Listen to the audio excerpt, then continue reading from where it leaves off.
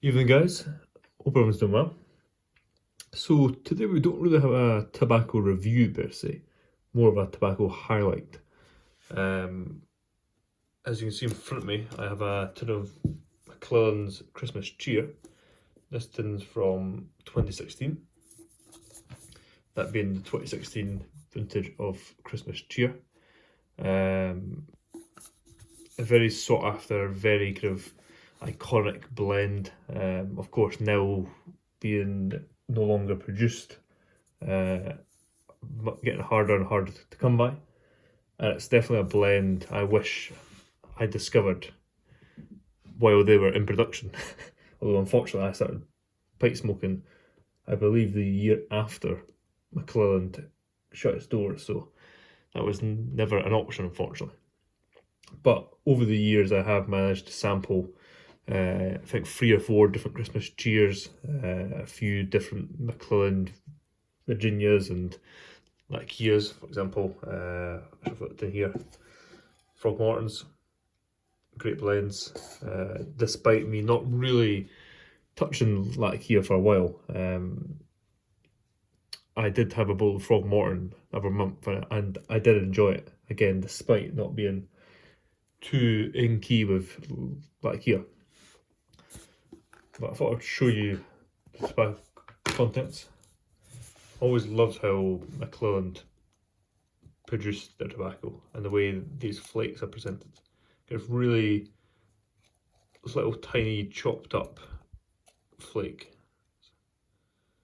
Perfect to kind of, well, I suppose it depends how big a bowl you have, but for me, 2 or 3 little flakes rubbed out is the perfect size for a bowl. For example, I smoked it last night in this pipe,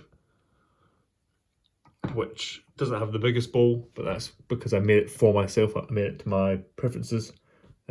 Typically, most of the time I have a pipe, I prefer to have shorter smokes. It's partly because I enjoy a wide range of tobaccos. I'm not too bothered about smoking the same blend for say 2 hours, 2 hours straight. I would rather say smoke one blend for half an hour and swap pipes, swap blends for the next half an hour. But yeah, I thought I'd mix them out, give you a better visual. Great tobacco, as always. For those of you familiar with the channel will know how much I enjoy Virginias. And thankfully here it's a Red Virginia, so even better. See, lovely dark flakes. Nice and rich, just fantastic. It was definitely a treat to open. I don't typically open stuff of this age, of this rarity. It's got a good bit of age in it now too, which is really create a blend which is so smooth. It's rich, it's smooth, it's creamy. It's got great Virginia flavours. Personally, the majority of the Virginias I smoke are quite young. I would say a year, 2 years old max. But occasionally I have something of this age. For example, one of my favourites just now is Dan Tobacco's St Bernard flake. This is a Virginia Perique, with the Virginia being Red Virginia forward. Fantastic blend. And for example, that blend I have 2 vintages of I smoke. I smoked one I believe from 2021, so 2 years of age in it now, maybe a year and a half actually. And I then smoke a vintage from, I believe the tin's from 2014. That tastes phenomenal. Age to me definitely does enhance and develops new flavours in terms of Virginias and Virginia Periques.